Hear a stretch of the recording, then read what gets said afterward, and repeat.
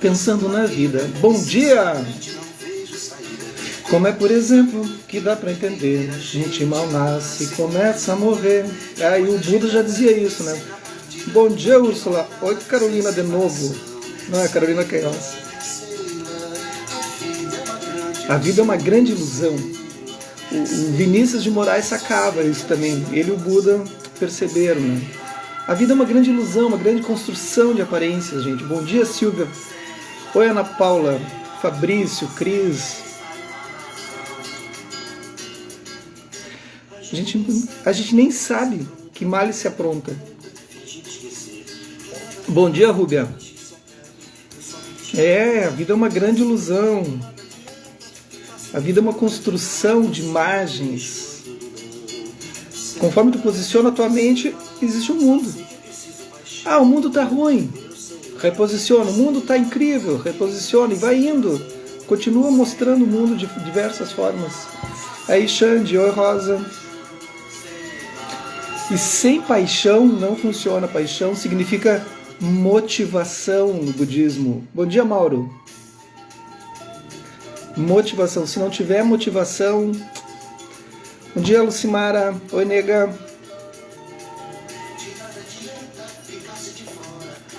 A hora do sim eu descuido do não. Tem que ouvir Vinícius de Moraes, gente. Assim, ó. Não tem uma música dele que não seja incrível. Oi, Fran.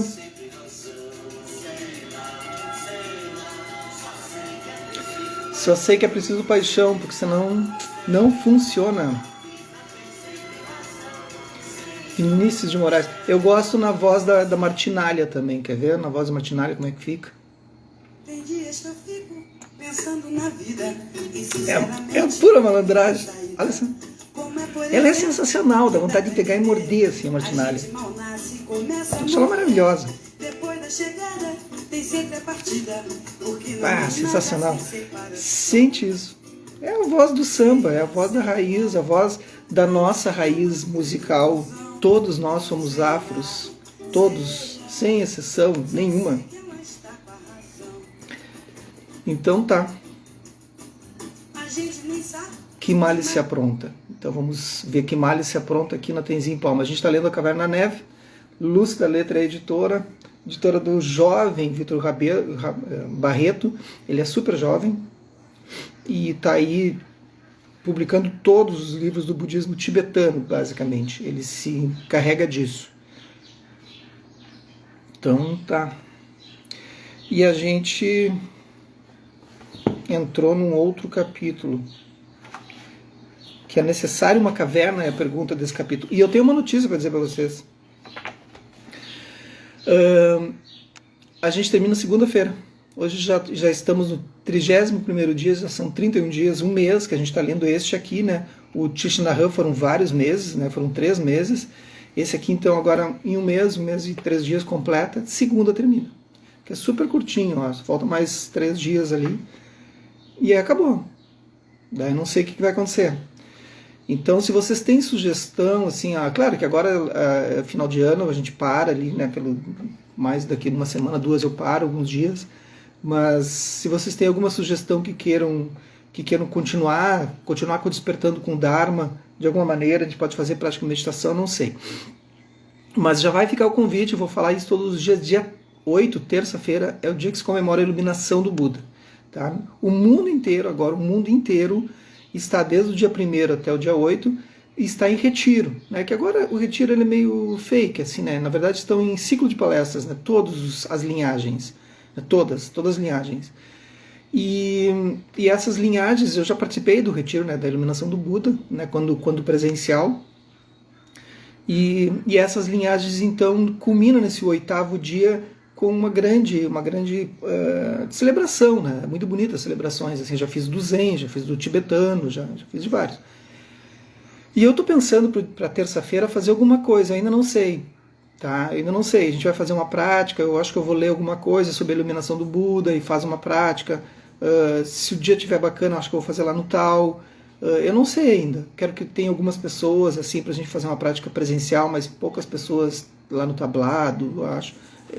Estou construindo a ideia, eu não fiz a ideia. Então é uma data muito importante e a gente vai montar isso. E quanto a continuar com o Despertando com o Dharma, a gente constrói junto. Vocês têm que me dizer se a gente constrói e depois dá aquela paradinha de final de ano, claro que eu vou parar. E aí sim, em janeiro a gente retoma, em algum momento de janeiro, a gente retoma com algum outro livro, eu acho. Tá? Não sei. Tudo é no não sei porque é uma construção democrática, né? Não... Mas eu quero continuar com o Despertando com o Dharma porque é uma coisa que me faz bem trazer isso para vocês. Essa troca assim, é uma coisa que já está inserida no DNA. Né? Não sei como é que vocês veem isso, mas façam um levante, vão para as rádios, publiquem. Continua, Kyoshin. Nós queremos acordar com você cantando essas músicas que a gente nem conhece. Só música de tiozão. Então tá, é necessário uma caverna? Faz a pergunta a Vic Mackenzie. Enquanto Tenzin Palmo isolava-se em uma caverna, trilhando obstinadamente o caminho para a perfeição, as mulheres do Ocidente haviam se ocupado no mundo. E é isso que aconteceu. Organizando sua própria revolução. Quando Tenzin Palmo saiu do retiro, venerável, quando Tenzin Palmo saiu do retiro, as mulheres haviam feito incursões significativas aos baluartes masculinos, tanto no setor público quanto no privado, e voltavam o olhar decidido e cada vez mais confiante para o último bastião da dominação masculina, a religião. Então teve um levante, né, muito grande. Assim. Nem vou falar porque é história, né? Isso aí, todo mundo conhece a história. O budismo, nem todo mundo, né? Porque tem um povo aí que não conhece a história. Mas tudo bem. O budismo não foi poupado. Com sua crença no absoluto destituído do gênero, o budismo podia não ter um Deus pai, né? Não tem um Deus, né? O budismo não tem Deus a ser contestado. Mas, como todas as grandes religiões do mundo, fora formulado por homens de acordo com as leis dos homens, num tempo em que os homens eram os líderes indiscutíveis. Há uma discussão se budismo é religião, se não é religião. A questão é a palavra religião. Tá? A palavra religião vem de religar. Então, quando tu religa, tu pode religar externamente ou internamente. O budismo a gente religa internamente. Ou com Deus externo ou com Deus interno. Então, é um religare, né? De qualquer forma, é que a palavra religião sempre causa um certo... Né? Mas os tempos estavam mudando rapidamente, e a velha ordem dava lugar à nova. A estirpe emergente... Tem que lembrar que esse livro foi escrito em 98. E muita coisa, né, já aconteceu também do movimento feminino de lá para cá. Então ela tá falando sobre isso, mas a década de 80 ele foi decisiva, então... Nós aqui do Brasil, a gente estava saindo de uma ditadura, eu lembro da época da ditadura, então tem muita coisa que aconteceu. A estirpe emergente de poderosas budistas femininas começou a questionar alguns dos fundamentos que jaziam no âmago da antiga tradição que Tenzin Palmo seguia tão fielmente, e a exigir um rosto mais feminino para o Buda. As perguntas dessas mulheres eram perspicazes e muito abrangentes. As mulheres têm essa mania de fazer essas perguntas assim. A dica que eu dou, homens, agora só para os homens. Mulheres, vocês não ouçam porque agora é um momento masculino de ser. Quando elas começam a fazer aquelas perguntas que tu fica sem jeito, tu finge de morto. Finge que tu tem um ataque cardíaco, cai. Porque tu nunca consegue responder. Tu fica, o quê? Sério? Me dá uma coisa, baixou a pressão. Elas vêm com umas perguntas que é sempre umas voadoras. Assim. Não pode. Aí faz mal pra gente. Eu sou de peixes, eu sou muito sensível. Não façam perguntas que me deixam assim, sem jeito. Em vez da estrutura hierárquica masculina em vigor há milênios, que colocava o líder no topo e o resto da comunidade embaixo, espalhando-se em triângulo, por que o líder não ficava no centro de um círculo com todos os outros ao redor e equidistantes? Então é uma coisa do círculo, isso aí é básico, né? Mas no budismo tibetano não, né? Tem aquela coisa de estar ali o mestre lá em cima e aí todo mundo ali assim. No Zen não é diferente. No Zen, numa palestra com uma palestra de monástico, então quando a gente está envolvido assim numa palestra em que vem uma abadesa, né? Como vem a monja Koen, por exemplo, quando a gente está no retiro que está com a monja Koen fica numa posição e a gente fica todo mundo voltado para a parede E ela vai falar por 1h30 e a gente não sai da prática, não sai da postura, não pode sair e olhando para a parede. E ela falando sobre o Dharma. Por quê? Porque não importa quem está falando, importa é o ensinamento. Ela é um objeto do Dharma. E a gente fica ali, se ela falar 1h30, 2 horas, tu fica sem se mexer aí na parede. Pensa. Acontece, a gente já faz isso. Ai, ai. Por que os locais de culto eram sempre construídos em linhas retas? Por que não eram arredondados, seguindo os princípios mais femininos do círculo e da espiral? Por que a qualidade da criação não era incluída na prática? Por que não havia mais ênfase na sacralidade do corpo e da encarnação, em vez de perpetuamente retratar-se o ideal como algo transcendente? Por que o terreno não era tão sagrado quanto o etéreo? Por que não honrar mais os relacionamentos?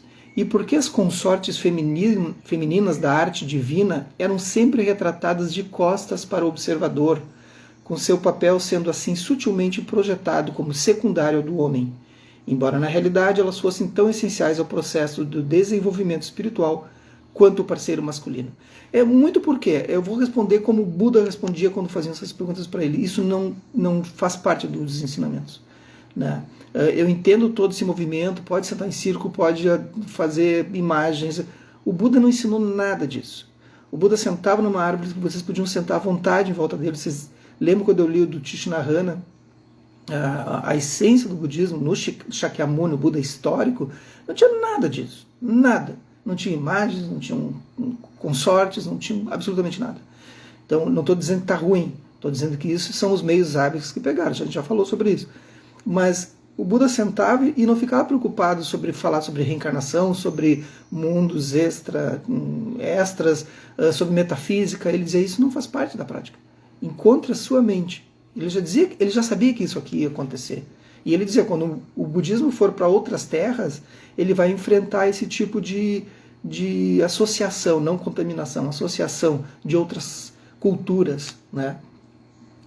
Então é natural, mas o Buda já sacava isso aí. Então quando tu olhar para o budismo, tu tem que limpar, tirar essas coisas assim e olhar no cerne. E isso é difícil, porque as pessoas se encantam com a imagem, as pessoas se encantam com o ritual. Vão para um templo budista zen, uau! Vão para um templo budista Vajrayana incrível, vão para o Mahayana, nossa, e assim vai indo, né? Então tu vai se encantando, mas quando tu chega num ponto de lucidez, tu vai perceber exatamente o cerne. E isso é bem difícil, porque tu te encanta com a aparência. E essa aparência pode te levar, às vezes, por um caminho por anos, que tu fica praticando o ritual. O ritual. Mais pertinente à jornada de Tenzin Palmo, elas perguntavam, uma caverna necessária? O que vocês acham? É preciso ir para uma caverna para praticar? A caverna, diziam elas, era uma prerrogativa masculina que deixava as mulheres com filhos, marido e casa para cuidar em grave desvantagem. Enquanto os homens podem deixar e deixam suas famílias, como o próprio Buda fez, para se dedicar a longos períodos de meditação solitária, visando melhorar suas oportunidades espirituais, as mulheres não podem ou não querem. Porque o instinto maternal, que afinal é responsável por trazer ao mundo todos os seres, incluindo o Buda, o Cristo, e todos os outros seres sagrados, deve ser considerado uma desvantagem? A caverna ou cabana na floresta, com sua convocação de renúncia total ao mundo, era, diziam essas mulheres, um ideal patriarcal que havia exercido domínio por tempo demais. E é verdade, né? É bem verdade, assim. Exemplo do que havia acontecido em outros campos do feminismo, as mulheres espirituais agora declaravam que queriam ter tudo. Espiritualidade e família. A caverna e o coração. Com este propósito, deram início às práticas incluindo filhos e família. Introduziram a cura emocional como uma forma de meditação, em vez de uma inimiga desta. Agiram para mudar a liturgia e a linguagem sexista das preces e rituais. E deixaram bem claro que a pia da cozinha era um lugar tão bom para se alcançar a iluminação como a sala de meditação ou a caverna remota nos Himalaias. Era um posicionamento revolucionário que prometia mudar a cara do budismo para sempre. Não alcança iluminação na pia, tá? Aqui é um pouco de exagero da construção, mas ela buscou elementos nas conversas, enfim, na pesquisa, mas não, tu não encontra. 1 em 1 milhão talvez tem um insight revelador que possa quebrar com todas as normas de pensamentos cognitivos. Ou seja, se ilumina. Mas mais, sei lá, 100 milhões. Mas não acontece. Não criem essa expectativa. A norte-americana Tsultrim Allione estava na vanguarda do movimento. Ela tinha sido ordenada em 1970, mas devolveu os votos 4 anos depois de casar e ter filhos. Na sequência escreveu Woman of Wisdom, que eu não sei que livro é esse, não procurei. Deixa eu ver se fala aqui. Não. Louvar o lugar do feminino no budismo. E mais tarde fundou o centro de retiros Mandala de Tara em Pagosa Springs, no Colorado, implantando segundo as novas linhas experimentais feministas. Ela estava em posição privilegiada por conhecer os 2 lados da história. Agora ela falando, devolvi os votos porque eu era a única monja budista tibetana nos Estados Unidos naquele tempo. Me senti muito isolada e sem apoio, disse ela, em um loft em Seattle, onde estava fazendo uma palestra e apresentando slides de sua recente visita a locais sagrados femininos na Índia e no Nepal. Eu tinha 25 anos, meu desejo sexual estava lá e o celibato começou a parecer uma supressão. O resultado disso foi que passei de monja a mãe e escritora em 1 ano. Foi uma experiência intensa e definitivamente a melhor decisão para mim. De ter todo o tempo para mim, passei a não ter tempo algum. Pensei que havia superado o ciúme, a raiva e todas as emoções negativas, né, os clashes, né? Mas tive todas elas jogadas de volta na minha cara. Isso me fez perceber que, como monja, eu estivera protegida de senti-las. Eu tinha que britar as camadas dos 5 venenos em maior profundidade para ver o que eles eram e aprender a trabalhar diretamente com eles e não encobri-los. Em algumas tradições se trabalha 5 venenos, outras 3, outras 10 no Theravada. Na verdade são 3, mas os outros são derivações, né? Como inveja, derivação, tal, orgulho, derivação. Ciúmes. Se eu tivesse permanecido monja, poderia ter me tornado muito arrogante, pensando que estava acima dessa coisa toda, disse ela. Tsultrim Allione teve 4 filhos em 5 anos. Um morreu na infância. Experiência que a fez contestar a rígida linha oficial de que a maternidade é um obstáculo ao progresso espiritual. Temos que nos perguntar o que são as realizações espirituais. O impulso maternal é igual ao ímpeto de amor e autossacrifício. As realizações foram definidas por homens, e como tal são eventos que estão lá em cima e lá fora. Não são a experiência da encarnação. O instinto de doação das mães é desapego. Tem um argumento fortíssimo, né? Então, e existe uma qualidade de realmente entender a condição humana por ser mãe e leiga que você não obtém como pessoa ordenada. Como mãe, eu ficava constantemente desiludida comigo mesma. Eu não escolhia se eu fracassaria, escolhia como fracassar. Então aí é quase que um outro viés para se discutir assim, né? Tsultrim Allione não tinha dúvidas de que para ela a caverna era desnecessária. Acredito que as mulheres podem tornar-se iluminadas em casa, diz. Essa é a principal razão do Tantra. Existe a história de uma mulher que costumava fazer uma prática enquanto carregava água. Um dia ela deixou a água cair e nesse momento sua consciência se escancarou, fazendo com que ela experimentasse a iluminação. Como eu disse, tem casos, mas assim como tem Einstein, tem, né? Os ensinamentos tântricos, na verdade, provêm de um movimento de protesto da comunidade leiga contra os monásticos, resultando em 2 sistemas com 2 diferentes conjuntos de ideias. Pode-se seguir o paradigma tântrico ou o paradigma monástico. Na Mandala de Tara, Tsultrim Allione lançou o conceito de um local de culto circular, colocando o altar contendo 21 imagens da divindade feminina Tara no centro. Se vocês forem lá no Templo em Três Coroas, quando puderem visitar, porque agora está fechado, foi construído, acho que faz uns 2 anos, 3, faz pouco tempo, um templo então com umas 21 imagens de Tara, muito lindo, tem todas elas ali, é lindo, lindo, lindas esculturas. Você entra em um espaço de totalidade. É muito difícil de descrever, mas todo mundo sente o quanto é diferente. Ninguém sabe ainda como as mulheres vão mudar o budismo, porque está muito no início e nunca vivemos em uma sociedade onde o feminino tinha sido homenageado. Então não sabemos como será. As mulheres estão começando a dar passinhos para sair da sombra do patriarcado. É uma época muito interessante. Yvonne Hand, uma das principais professoras do Zen da América, que convidou Tenzin Palmo para conduzir um seminário de fim de semana em seu centro, na Califórnia, está experimentando um novo caminho. Ela conhecia em primeira mão as dificuldades encaradas pelas mulheres com aspirações espirituais. Antes de montar seu próprio centro independente, lembra, presidiu o conselho do Zen Center de São Francisco. Procurem Zen Center. Tem de Los Angeles, tem São Francisco Zen Center, é super bacana a ideia deles, assim, tem a John Halifax, que está na frente disso, assim, mais conhecida, são super ativos politicamente, assim, tu pode te associar aos programas, procurem eles, Zen Center, e vocês vão ver as atividades políticas, atividades de comunidade que eles se inserem, assim, no mundo, são extremamente ativos, um Zen ativo no mundo. Então ela falando, como mulher era esperado que eu assumisse muitas responsabilidades, mas me sentia uma cidadã de segunda classe. Não havia muita compreensão quanto às questões de uma mãe solteira, além de ser sempre rejeitada por não ser muito séria na prática. Por exemplo, havia muita pressão para acordar de manhã cedo e sentar no salão de meditação.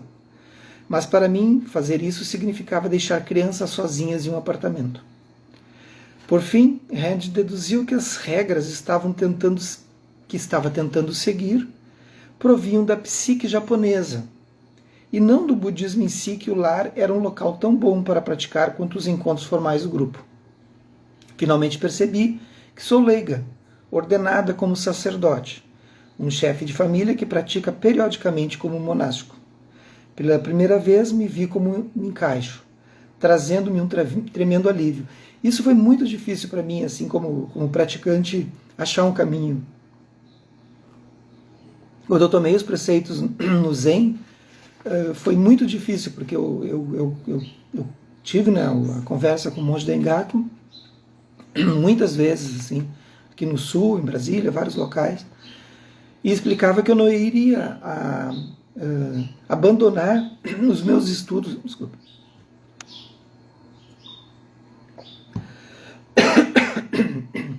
Que eu não iria abandonar meus estudos do budismo Theravada, do budismo tibetano, que eu queria continuar estudando, né? Enfim, que vocês sabem, estou aqui lendo sobre o tibetano, enfim, porque eu vejo o budismo de uma forma única, não em partes. Mas claro que se tu escolhe uma tradição, tu vai praticar na tradição. E aí, então, claro, que eu posso ser visto como, não, tu mistura as coisas, tudo bem. Mas a própria monja Kakuzen, em um momento, né, essa que a gente está fazendo a campanha para construir o templo lá em Brasília, ela diz, tu tem o teu método, tu não é nem Kyoshin, nem arquitetura da mente, existe algo em ti que tu vai montar a tua própria ideia, né? Mas é claro que quando tu segue, tu está num templo, tu vai seguir as linhas do templo, né? Então a ideia é essa, eu quero seguir livre, assim, nesse papel de levar para vocês as ideias. Aí vocês escolhem. Ela refletiu sobre a questão de quão longe uma mulher pode chegar praticando em casa.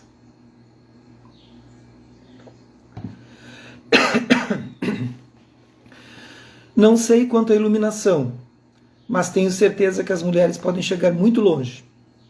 A liberação torna-se possível quando se começa a experimentar a possibilidade de estar no momento, quando não se carrega a bobagem de ontem, a bagagem de ontem, eu li bobagem, a bagagem de ontem ou de quando se tinha 2 anos. O mais importante, olha só, é a constância. Se você escolhe uma prática, digamos uma prática de atenção plena, você tem que fazê-la muitas vezes. 12 vezes por dia pode ser muito eficaz no Zen, se pratica 12 vezes num retiro. Por exemplo, existe uma pequena prática maravilhosa chamada de meio sorriso. Existe uma prática em que você levanta ligeiramente os cantos da boca e segura por 3 respirações. Se fizer isso 6 ou mais vezes por dia, em 3 dias, isso faz uma diferença surpreendente para o corpo e a mente. Você pode fazer em qualquer momento de espera, enquanto aguarda ao telefone, no supermercado, no aeroporto, no semáforo. Acrescentou, soando notavelmente como tem em Paulo. Então essa prática é bacaninha, né? Tu vai fazendo isso de sorrir, assim, no final do dia tu vai parecer o Coringa, assim, vai ficar com aquele sorriso no rosto, assim. Que bobagem. Existe muita coisa que se pode fazer em casa. Ela continuou. Você pode manter a prática do desenvolvimento de paciência, que é uma das paramitas, ou usar os obstáculos como professores. Eu costumava acompanhar moribundos e depois ficava como o cadáver. Shavasana. Foi um ensinamento incrível. Aprendi não só sobre a impermanência e a ligação entre a respiração e a mente, mas que a forma como morremos é a forma como vivemos. As questões de nossa vida vão surgir na hora da morte. Quando você seleciona suas práticas e a executa durante alguns anos, você pode voltar a refinar a base. Não precisa continuar adicionando novas práticas antes de aperfeiçoar as que já tem. Um dos riscos de ser norte-americano é que não somos muito modestos. Estamos sempre com pressa, querendo tudo para já. Então não adianta fazer tudo para já, querendo mudar de prática o tempo todo. As práticas, elas dão uma sensação de bem-estar. Assim, tu sente bem-estar naquele momento. Tu vai praticar todo dia, em 2, 3 meses há uma mudança pequena nas nossas estruturas cerebrais, né? Hipocampo e amígdala cerebral mudam. Essas alterações elas só vão permanecer se tu for um praticante permanente, de longo prazo, por longo tempo, praticar todos os dias, e tu só vai sentir essa mudança após 8 anos. A mudança no sentido de mudar completamente todas as estruturas cerebrais, fazer um reset realmente no teu cérebro e reorganizar isso. Eu tô falando isso porque eu estou fazendo um curso de neurociência com a Cláudia Feitosa, a neurocientista, e a gente estava discutindo justamente essa semana sobre isso.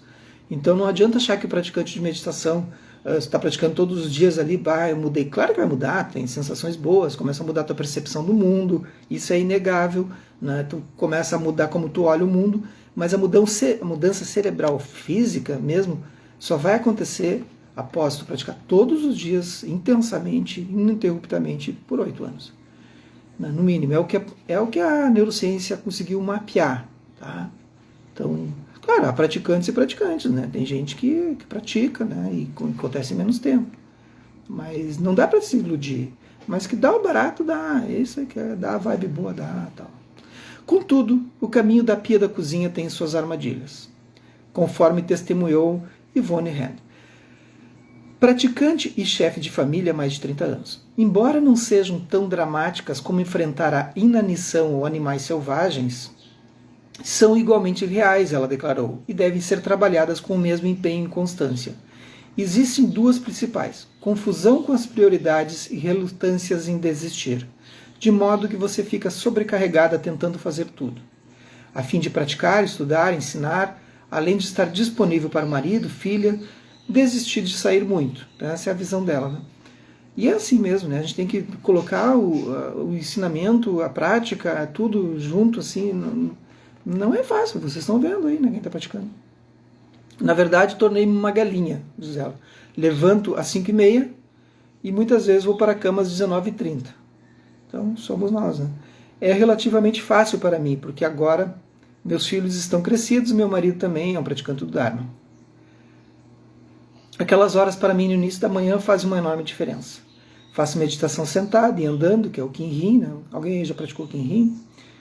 Então, observo preceitos como não mentir, não pegar nada nada que não me seja dado livremente, não matar ou prejudicar seres vivos.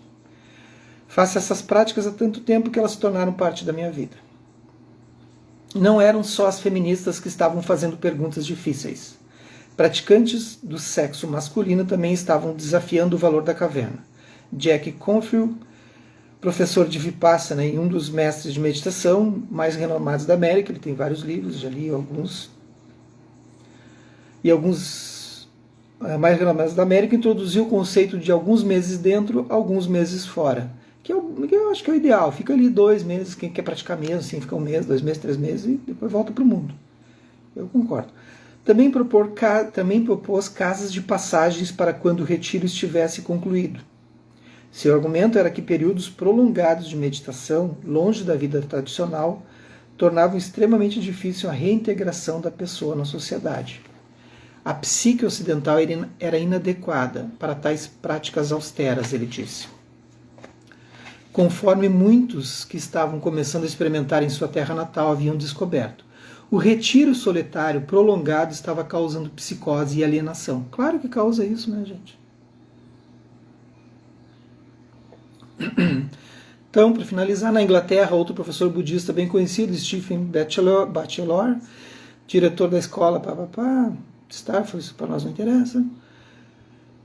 Ele foi monge por 10 anos, tanto no Zen quanto na tradição budista tibetana, antes de se tornar um dos mais famosos céticos budistas, questionando abertamente os princípios doutrinários fundamentais como a reencarnação. Como amigo de Tenzin Palmo, ele estava em boa posição para comentar se uma caverna é necessária ou não para avanço espiritual.